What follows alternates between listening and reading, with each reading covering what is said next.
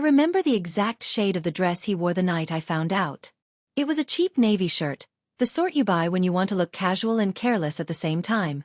Lucas had that kind of indecisive charm, half boyfriend, half performance artist, always choosing the look that made him seem effortless and therefore irresistible. I used to think I loved that about him. I used to think love meant being able to forgive the little things. A missed call, a late text, a drink that went on too long. I was the kind of woman who believed in gentle compromises, who learned to take pleasure in the small rituals of a relationship.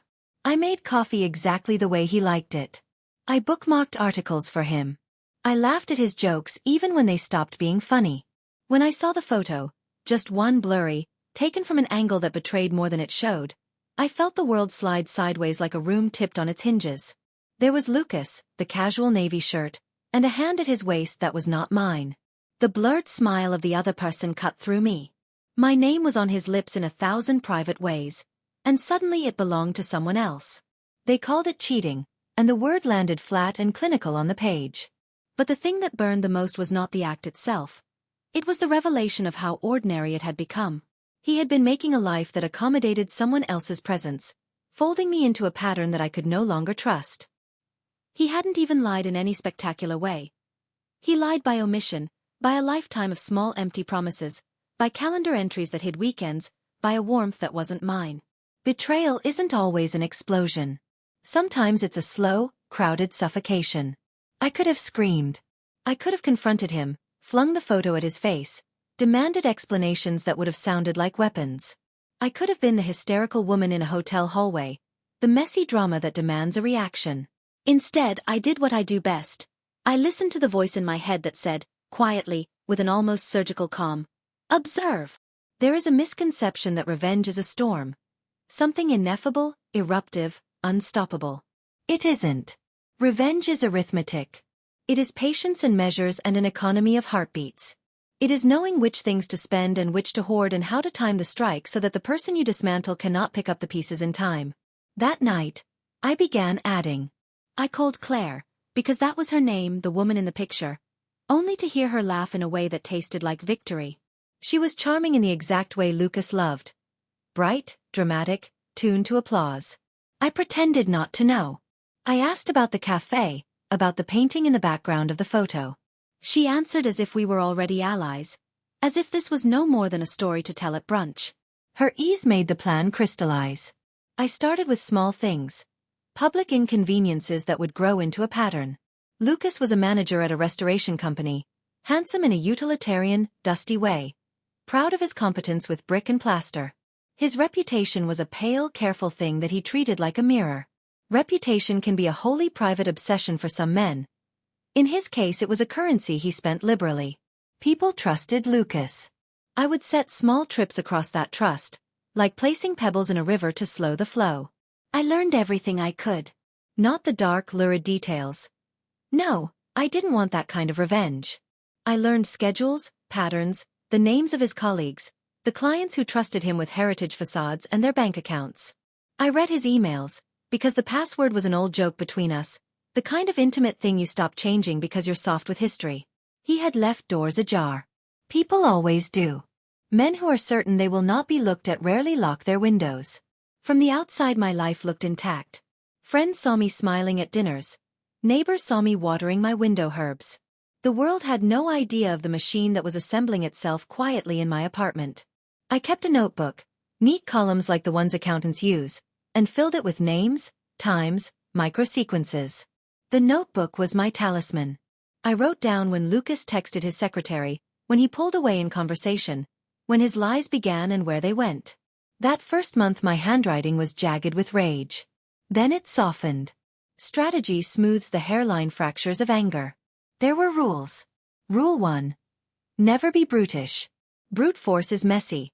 It produces collateral damage and stains that are hard to clean out. Rule 2. Avoid physical violence. That line was non-negotiable for me. Not because I am overly moral, but because I am precise. Violence is messy. It invites the law and witnesses and blood, and I wanted a victory that was surgical, elegant. Rule 3. Make the truth inevitable, not uncertain. A revenge that can be brushed off is a wasted life. I wanted Lucas to wake one morning and understand the architecture of his ruin as well as his coffee. I began with the small betrayals that built to a crescendo. Lucas had a client, a wealthy man named Petr Novak, who commissioned work on a townhouse with ornate stucco and a fragile past. Petr trusted Lucas because he loved Lucas's aesthetic honesty. He treated buildings like people who needed to be remembered properly. I found the invoice archives at the firm's online server by guessing the structure of their file path. This is not the same as telling someone how to break into an account. It is understanding human laziness. The firm's cybersecurity was as shabby as Lucas's promises. That arrogance would be his undoing. I created a series of minor inconsistencies, altered dates on work orders, switched photographs of pre-renovation reports. Just enough to make a whisper travel. Did Lucas misquote this? He signed this on the 15th, but we have records for the 16th. I fed this whisper to the right person. Petr, who loved order as much as he loved history. A man who values the past is particularly brutal toward those who steal from it. Petr started asking questions. Lucas, caught unprepared, laughed it off in front of colleagues, offering explanations that sounded like apologies but had no substance. He was embarrassed. Men who cannot justify their mistakes in public are vulnerable in ways they do not know how to defend against. At the same time, I cultivated Claire's social aura, but not as a rival. Rather, I made her the bright center of the stage and then gently pulled the wiring so the lights would fail when she needed them most. I knew she had a reputation, a shallower, more performative fame, and I used that to create small cracks. I posted a photograph of her, taken from an angle that made her appear indifferent to a small child she was sitting near at a gallery opening. The photograph was grainy but captioned with a fabricated quote from a fake influencer account. The image spread. People love to believe the simplest cruelties about strangers. Claire's brunch friends cut her off with polite distance. She called Lucas in a panic. He reassured her. His voice was a balm. She cried on the phone for longer than seemed necessary. She thought it was about her. She was wrong. The heart of my strategy relied on misalignment, the subtle rearrangement of people's expectations so that their own insecurities did the work. You do not attack someone directly. You arrange the mirrors so they see themselves distorted. People will often dismantle themselves in front of a crowd if you give the crowd a handle. There were nights when I nearly faltered. Revenge is a lonely belonging. I sometimes sat at my kitchen table with a notebook open and wanted to burn it all and run somewhere small and anonymous. But those nights passed. The notebook was not only a plan. It was a ledger of dignity reclaimed. Each entry was a tiny victory. One of my more delicate maneuvers involved Lucas's mother, Marta.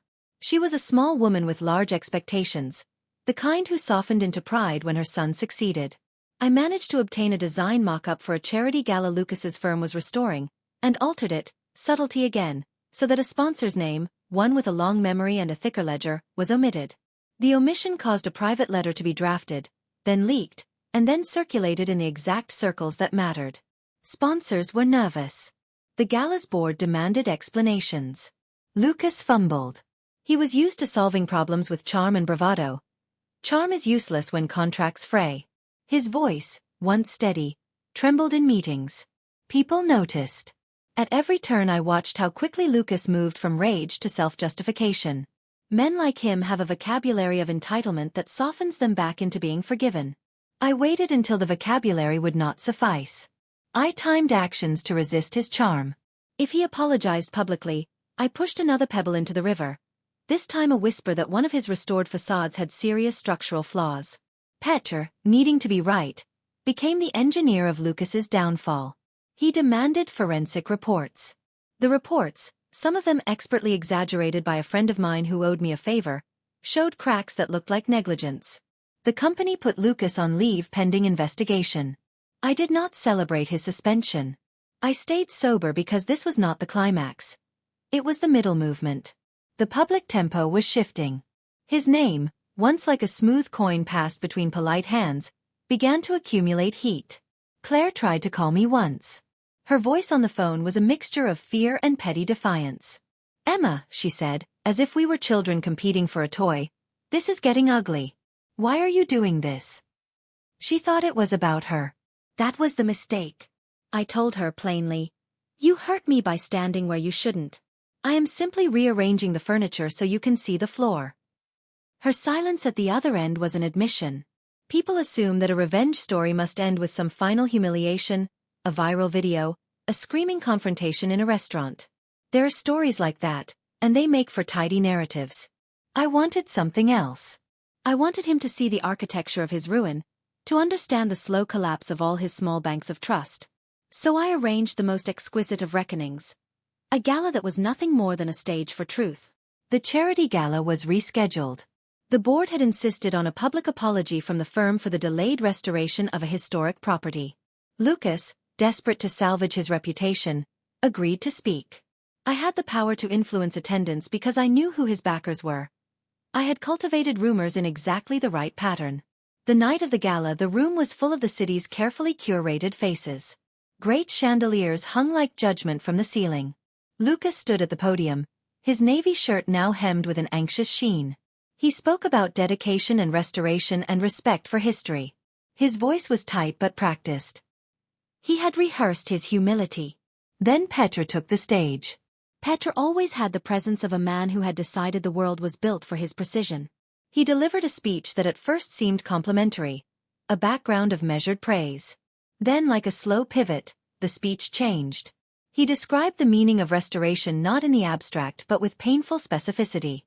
He spoke about records and invoices and timelines and the trust people place in those who are chosen to fix what is fragile. He talked about arrogance and negligence, and finally, he held up a repaired piece of stucco, one that had been claimed as restored by Lucas's team, and with a clinical flourish disclosed that independent analysis had revealed substandard materials. He did not name names at first. He let the room simmer. I watched Lucas's face in a kind of clinical detachment, the way you watch an animal you have trained stop responding. His jaw worked. He mouthed words that didn't come out. Petr produced printed emails, copies of exchanges, dates, veiled excuses. The room grew small with them. The sponsors shifted in their seats. Then, with emotion so quiet it was almost personal, Petr placed one photograph on the podium. It was the photograph of Lucas in the navy shirt with Claire's hand at his waist. It had been printed and cropped and sharpened until the intimacy it depicted could no longer be argued away. I had given it to him a week earlier under the guise of context, because Petr is stubborn about history, and I knew he would want to control the narrative. He did. The photograph did what photographs always do. It made what had been possible private into undeniable evidence. The hush that fell over the room felt like a verdict. He looked at the photo as if seeing himself from the outside for the first time.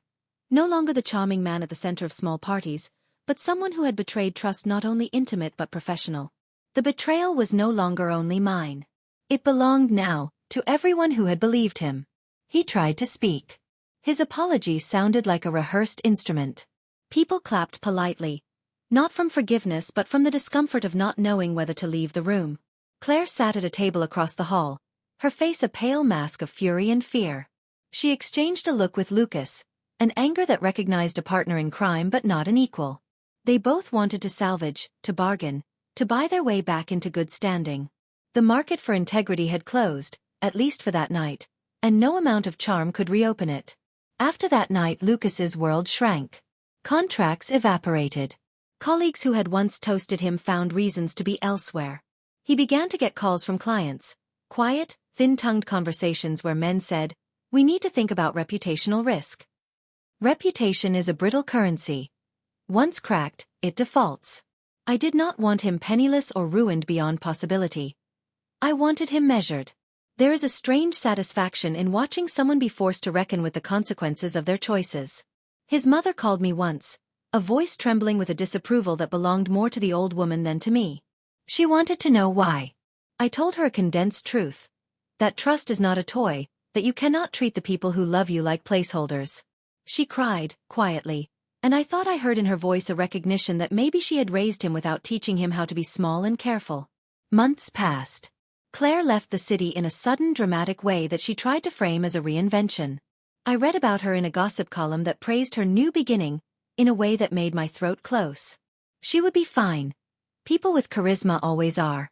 Her fall had been petty and public and thus quickly forgotten. Lucas, however, had to rebuild from a narrower set of pieces. He tried to write me. He sent emails that were small and mechanical. An account of grief and an admission that he had been cruel. He wrote like a man who had been studying apology from a distance and practicing the proper lines. I did not answer. Some things are only made whole by silence. The victory, when it arrived, was not a scene. It was a quiet, final calculus. One morning in spring I watched Lucas walk past my block. He was thinner by an inch. His shoulders rounded as if the architecture of success had been permanently altered. He glanced in my direction, and I would have bet anything that he sought my eyes. For a beat he almost had them. The old boyish charm flickered, but then he looked away. He had been stripped, not of everything, but of the ease with which he assumed people would always forgive him. There is power in that. I felt my hand go out, as if to touch the space he had occupied, but I didn't. You don't touch the carcass of what you once loved. You let it be. People sometimes ask, with a kind of giddy curiosity, if revenge destroys the avenger. They imagine a Frankenstein's monster of bitterness, someone who loses themselves in the act of retaliation. That is an interesting myth. Revenge bends you, sometimes, but it can also be clarifying. I learned who I was during that time. I became someone who could measure the weight of a lie and respond with proportional gravity. I learned to put my dignity where it belonged, at the center of my own life, rather than scattered around other people's feet. What I did not do, what I refused to do, was become monstrous. I never sought his physical ruin. I did not humiliate him in front of his family in any way that would scar them unfairly. I avoided cruelty for cruelty's sake. The artistry of the plan was not in making him suffer, but in making him accountable. There is a certain peace in victory that is quieter than people anticipate. It does not come with fanfare or confetti. It comes with an unanticipated lightness. The feeling of living in a world where, for once, cause and consequence align. I started sleeping better. I went on a run and felt my lungs fill with air without the cheap, cloying taste of retribution. I began to write again. Fiction of another kind, short sentences and careful punctuation. Revenge had cleared a space where creativity could live. Months later, I ran into Claire at an art opening. She had a new haircut and a bright, brittle smile. We looked at each other as two people who had once shared a stage and now understood they were not the same players. She approached me with the faint arrogance of the woman who thought she could smooth the wrinkles of the past with social niceties. She said, "Emma, we should talk." I considered the motion, the ritual of conversation that people use to stitch awkward seams. I could have chosen to be magnanimous to say, "Yes, perhaps." But some invitations are traps. I looked at her, really looked, and said simply, "We already did." She blinked, as if I had told her some new dialect. Around us, the gallery hummed with the polite engine of the city. People admired canvases, asked questions about technique. Outside, a taxi idled. Claire's face shifted through a spectrum. Pity, calculation, then resignation. She understood, in the same way a person understands a long sentence after the last word has been read, that the chapter had closed. My life did not return to innocence. It was altered permanently, like a room with a window that no longer opens the same way. But it also returned to possibility. I met someone months later. A man named Jakub who loved books and had a laugh that did not need to be told when to happen. He was not Lucas. He did not want my forgiveness. He wanted to know me fully. With Jakub, I learned that you can desire companionship without forfeiting yourself. With him, I learned how to trust again, carefully, like planting seeds in soil you have watered and tended. People will ask about justice, as if the universe operates on a ledger that can be balanced by a single act. The truth is, Messier. Sometimes justice is a public recognition. Sometimes it is a private reckoning. For me, the triumph was both a restitution and a betrayal avenged on a scale that felt right. Lucas learned to be small in public. Claire moved far enough away that her reputation could begin again without dragging me into it. I learned the costs of being kind to people who treated kindness as a discount. I write this not to boast but to explain. Love made me vulnerable. The exposure taught me a craft. One I had not meant to learn. I became an architect of consequence. I set up mirrors and watched the light of their deceit fracture. I watched them salvage what they could and then, in time, move on. And I moved on too. There are nights when I still wake and think of that navy shirt, and of the way untruths can sit in someone's clothing like stains. But those nights have grown fewer. I live now with a careful generosity. I do not give myself away in cheap increments. I measure. I preserve. I have made a quiet vow to myself, one more honest than any I ever made for another person. Never again will the shape of my life be decided by someone else's careless hands. The rest is ordinary. Morning coffee, the smell of rain on cobblestones, the gentle weight of a hand in mine. Occasionally, when silence stretches, I open the old notebook and read what I wrote during those months. Columns of names, dates, small observations, and I feel a quiet amusement at my own thoroughness. Revenge was not a moral triumph. It was an act of reclamation. It was, in the end, an assertion that I could choose how to be hurt and how to heal. Emma. I am Emma. I survived it. I turned the scale. And when the world tried to judge me, because people always judge women who choose not to be victims, I stood apart and measured the distance between what was done and what had to be set right. There is a particular satisfaction in winning where you thought all you had left was loss. It is not pretty, but it is true. And truth, at last, is the only kind of victory that matters. They thought the story had ended. They liked endings. Neat, wrapped, with the last page tucked under your palm like a promise. I used to like endings too. Now I know better. Endings are just pauses between the parts where the real work begins. A month after the gala, when the headlines had dulled and the city had found a new scandal to gossip about, the first envelope arrived. No stamp. Someone had slipped it under my door in the small hours, when only the radiator and my own slow breathing disturbed the building.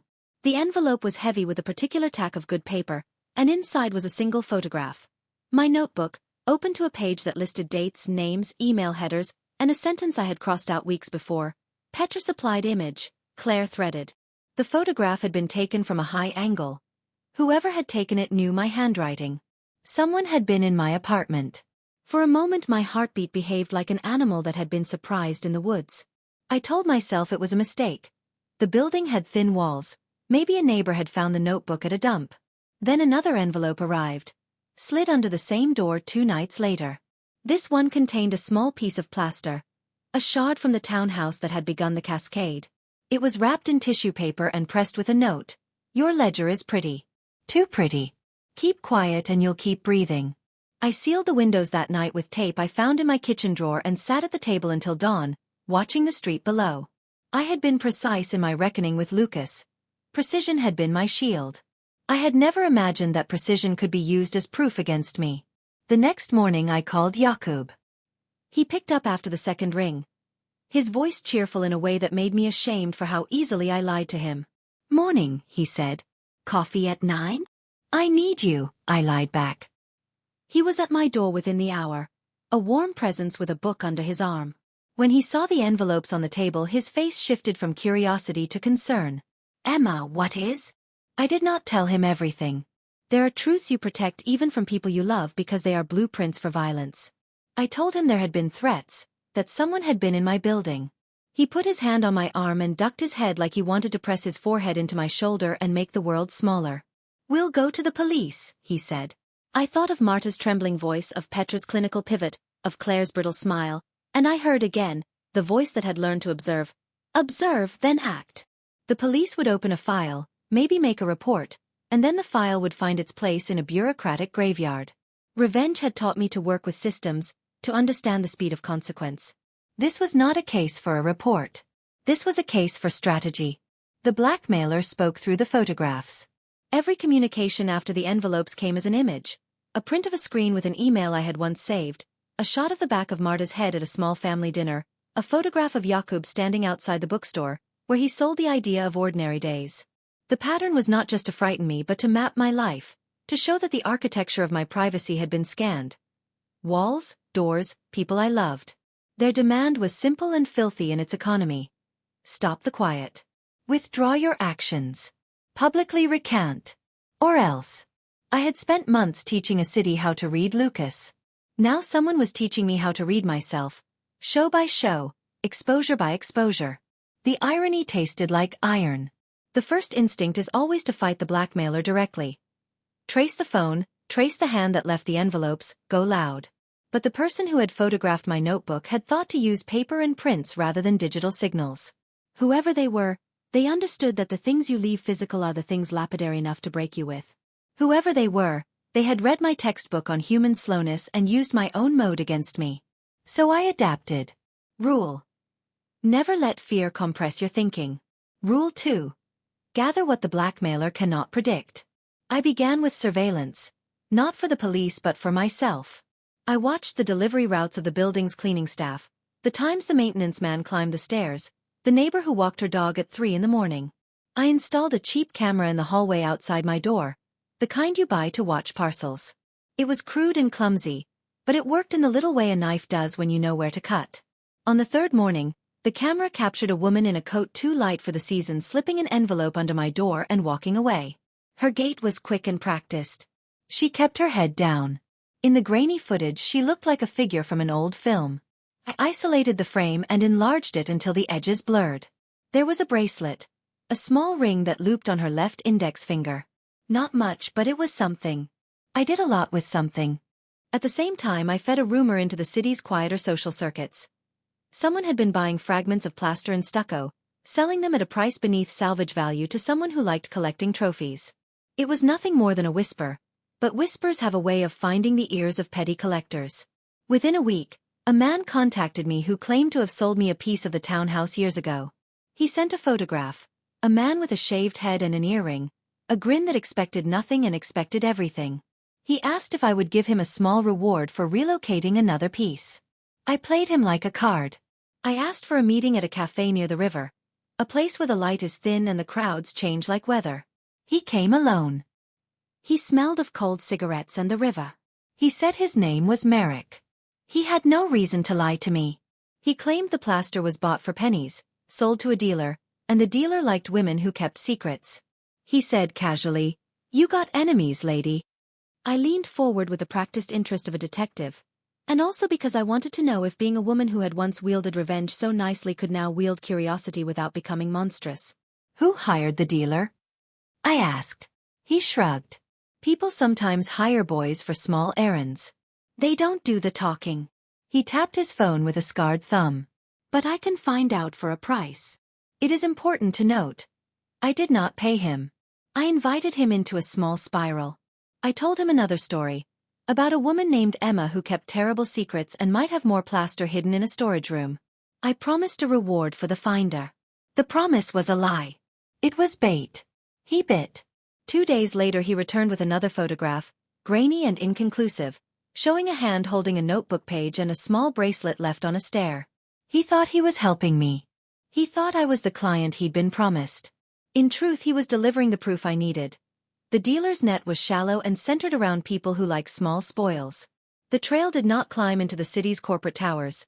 It ran along the backs of people who liked to feel important by touching other people's things. Merrick mentioned a name in passing. A woman called IGA. IGA liked to take photographs for collectors. She trafficked images like they were possessions. IGA liked to sell shards of truth to the highest bidder. IGA was the black box. IGA knew where the knife had cut. Finding IGA was slower than I expected. She had the cunning of someone who knew the value of being unfindable. But she made a mistake. She met with Merrick and she left a cigarette butt behind. It is astonishing what a cigarette butt will give you. DNA, a habit, a trace. I put the butt in a sealed envelope and took it to a lab friend of mine, a woman who owed me nothing but had loyalty to the idea of justice more than to the law. She could run the butt through the database the way a librarian runs a borrowed book. Within 48 hours we had a name and an address. Her name was IGA Crouchick. She lived in a building 2 neighborhoods over, on the kind of street where old money and new schemes wait for the bus together. I watched her for a week. She had habits. Morning yoga, late coffees, a lover who visited sometimes and bought her books. She took photographs of people who threw their lives away on the internet, then sold those photographs to people who liked to own them. To be honest, I felt a strange sympathy for her. She was small in a way that seemed hard-earned. When I finally confronted her in the stairwell, she expected the police. She did not expect me. Her breath hitched in a way that made me think she had been raised to be scared of men and to respect women who could look like storms. "I know you," I said, and I did not smile. She answered with the bluntness of someone who had been taught to bargain. "You got money. You want to buy back your secrets. You work with a collector," I said. "Name." She laughed once, a short, surprised sound. "Collectors call themselves patrons. They prefer patron." IGA made a mistake then. She pitted me. "You were sloppy," she said, leaving that notebook open. "People like you are always sloppy." That word, sloppy, felt like a verdict. She thought it was condemnation. I turned it into leverage. "I will not pay," I said. "But I will trade." She sniffed. "What for?" She wanted safety, money, a future that did not include fear. I offered her the one thing she did not realize she wanted: anonymity from the collector's market. I proposed that she cut ties with the dealer, that she hand over the copies of the photographs she had of my notebook and the addresses she had sold, and in return I would give her a new identity. Small legal things, not bonds or passports, but a small sum and a referral to someone who would let her start again without guilt. I would swing a kindness so big it would feel like bargaining. She balked. "You're playing the same game," she said. "You made people fall." "You made him fall," I corrected. "He chose to fall." She looked at me like someone searching for a moral argument she could stomach. "Why help me?" "Because you are human," I said. "And because I do not want to become the thing I fought." There is a curious law to bargains. When both parties feel they have little morality to spend, the currency becomes pragmatic. She handed over the images. She pointed me to the collector's name, a man who called himself Slavomir, a whispered shadow in the city's small wealthy vices. He liked proprietorship. Objects, people, stories. He paid handsomely. But before I could breathe, before I could arrange for IGA's new life, she called me in the middle of the night. Her voice sounded like paper tearing. "They called me," she said. "He knows." Slavomir had someone who policed his network. He had the money that arranged debts, and he had men who looked at things the way Roman gods look at offerings. He had the reach to make small lives vanish, or to hurt them enough that they feared leaving the bed each morning. IGA's fear was practical. She had been given a final ultimatum: deliver everything she had of Emma, or the collector would make an example. The example would start with IGA and then sweep outward, touching the people who had sold fragments. Merrick, the courier, the neighbor who walked a dog at 3. The pattern would lead back to me with the sort of metaphysical inevitability revenge had used against Lucas. That night I did not sleep. I calculated. I watched Jakub sleep and the way his jaw relaxed, and I felt the old puppet strings tug at my stomach. The blackmailer threatened not just me but the small innocents around me. The only honest strategy left was to make the threat a transaction in which the collector had more to lose than he realized. You cannot bluster at a man like Slavomir. The right move is to place a mirror in his hand and wait for his vanity to do the rest. I began to assemble evidence, not of what I had done, but of what Slavomir did.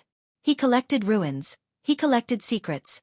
He liked to keep both because secrets leveraged people and ruins made him feel like a remaker. In the backroom of an antique dealer I met a woman who had been paid by Slavomir to broker photographs. She brought a ledger. Ledgers are fragile. People assume they are private. This ledger, however, had been kept by an honest hand who thought numbers meant safekeeping. It recorded prices, dates, the initials of patrons. With every page I turned, I felt the old arithmetic tongue of revenge slide into place again. I learned who Slavomir had bought from, who he bankrolled, the names of galleries where his presence was welcomed with thin smiles. He had a reputation, like Lucas, built on the flimsy scaffolding of influence. I did not take the ledger to the police.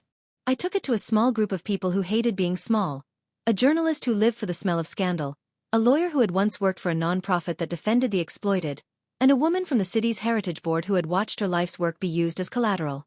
We set a trap not with violence but with exposure. We fed the ledger into the right channels. An editor with a low tolerance for cowards, a broadcaster who loved to watch the mighty squirm. Slavomir made the first public misstep the way men who think they are invisible do. He sent angry letters, threats thinly wrapped in legalese, to the editor. He expected intimidation. Instead the editor laughed and ran the story. The city has a hunger for hypocrisy. The piece painted Slavomir with the same clinical brush I had once used on Lucas. Contracts misfiled, artifacts bought under the table, photographs sold in back rooms. The pattern grew like fungus in daylight. He threatened suit, but litigation is a currency he did not enjoy spending. With the spotlight on him, the collector retreated like an animal startled into daylight. He cut ties, he paid off a few debts, and most importantly for me, he withdrew the pressure on IGA. She could breathe again because the man who had wanted to own shadows had been placed in one for a moment. He did not like mirrors. Merrick was grateful. IGA left the city 2 weeks later with a new name and a small envelope of money and directions to a woman who would help with the paperwork. She sent me a single text months later. Thank you. She did not say more. But the economy of revenge always has a remainder.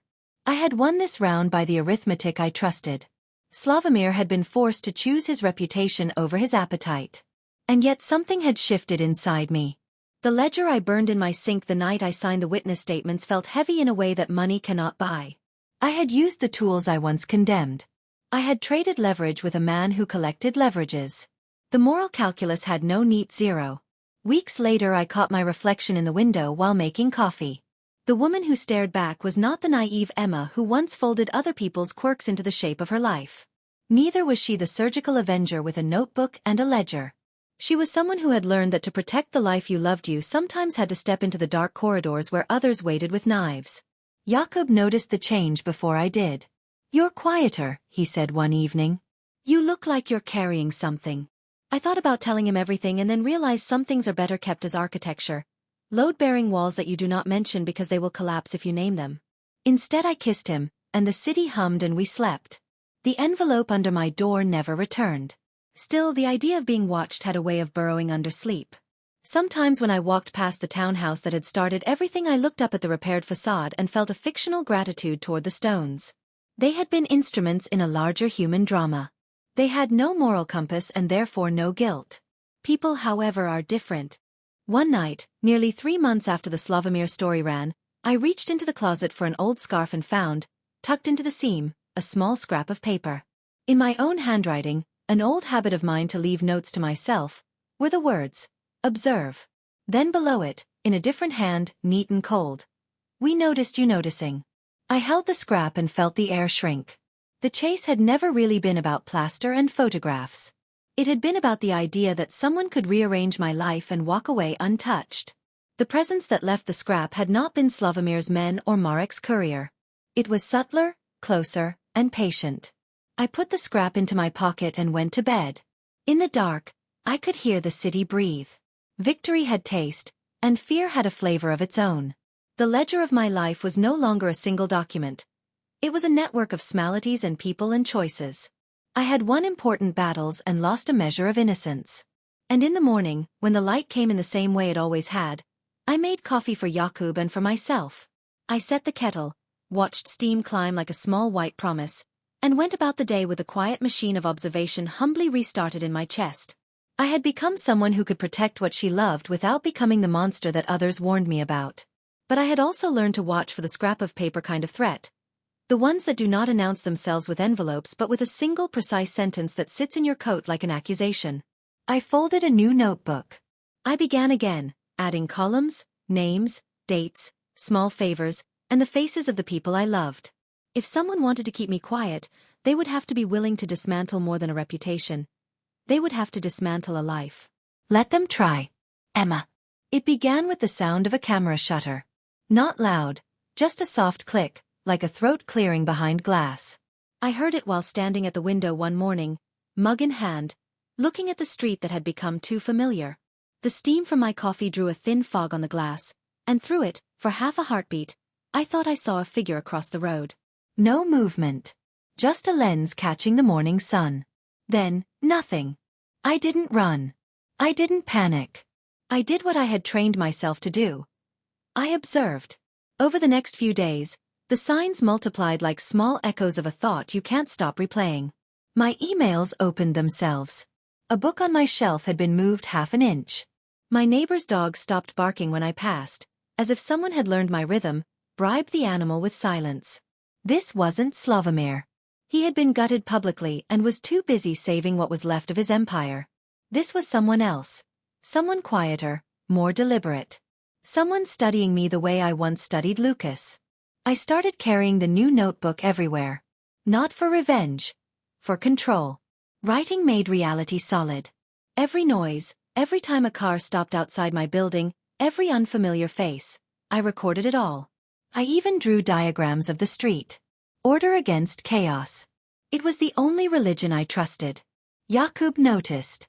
"You're writing again," he said one evening, smiling. "That's good." "Yes," I said. "It helps me sleep." That was a lie.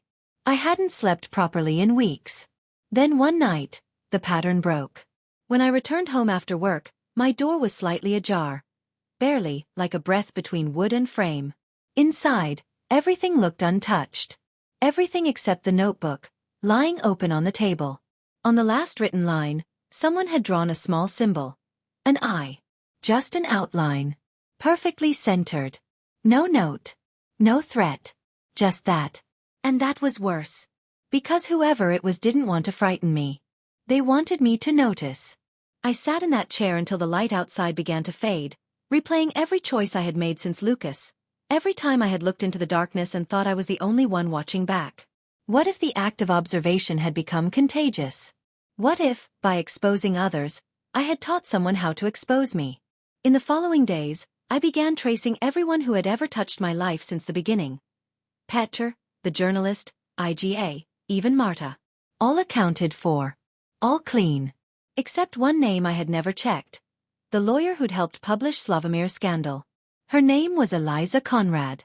Eliza had been quiet during the entire fallout. Too quiet. She'd known things she shouldn't.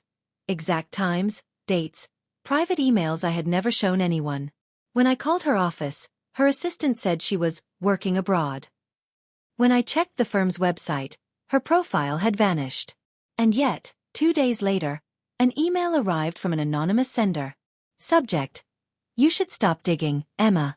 Body: The walls have ears because you built them that way. There was no attachment. No signature. But the email header traced back to a proxy server that used the same routing as Eliza's old firm. I felt the first real chill of fear since Lucas. This wasn't just someone watching me. This was someone inside my system. That night, I did something I had promised myself never to do again. I opened the old notebook from the Lucas days. Its pages were brittle, covered in ink and the smell of closure. But at the very back, I had written a note to myself years ago. When you win, don't stay on the battlefield. Leave. I hadn't listened then. Maybe now was the time. I packed a single suitcase, clothes, the notebook, my passport, a flash drive with everything I couldn't erase. I told Jakub I needed to visit my sister in Krakow. He didn't ask questions. That's the thing about people who love you, they trust your silences. But when I reached the train station, I felt it again, that click. Somewhere behind me, someone took a photo. I turned. Crowd. Movement. Normal life. And one face, at the far end of the platform, a woman in a dark coat, hair tied back, no expression. Eliza. She didn't hide. She raised her phone slightly, almost in greeting, and smiled. That smile was not cruel. It was knowing. Like she was saying, now you understand. The train arrived. I boarded without looking back. I rented a small flat near the outskirts of Krakow. For the first few days, I stayed offline. No social media, no messages. I watched the quiet unfold around me like a new country. I thought maybe it was over. Maybe she just wanted me to see that I wasn't invisible either, that every observer eventually becomes the observed. Then, one morning, I found another envelope.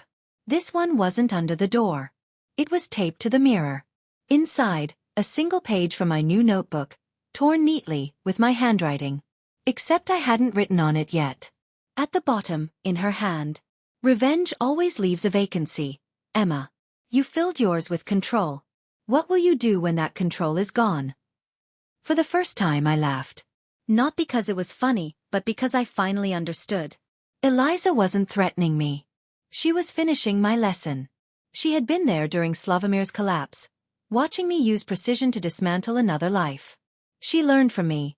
And now, she was testing if I could live without the weapon I'd built myself into. I burned the note. Then I opened the window, let the cold wind in, and watched the ashes scatter. Maybe that's what freedom looks like. Not safety, not peace, but acceptance of uncertainty. For the first time in years, I didn't write anything down. No names. No times. No columns. Just silence. And it was enough. A month later, I met Jakub again. He found me sitting in a cafe, notebook closed, cup half full. He smiled, the same gentle curve that had survived all my storms. You look different, he said. I am, I answered. I stopped taking notes. He frowned slightly. You mean you stopped watching? I shook my head. No. I just stopped needing to win. Outside, the city went on.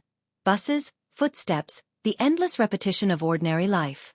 Somewhere maybe Eliza was still out there watching. Maybe not. Maybe she had become me, once upon a time, in another story. But I didn't care. Because in that moment, I understood the thing I had missed all along. Revenge isn't power. It's gravity. And the only real victory is learning how to let go.